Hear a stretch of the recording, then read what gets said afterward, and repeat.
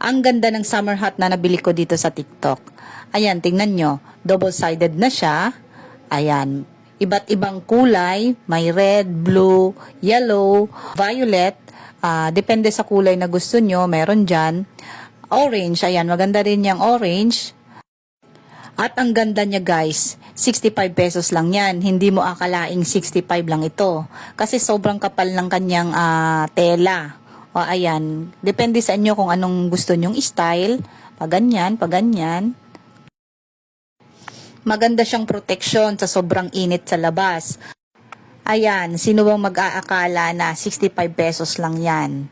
Ayan, ito kasi yung ginamit ko nung mag-travel kami sa Bukidnon. Kulay red ang dala ko. So, gamit na gamit talaga kasi sobrang init doon. Yung video nasa dulo, pinakita ko. So, check out na kayo guys. Check the yellow basket para meron din kayo. 65 pesos lang ito.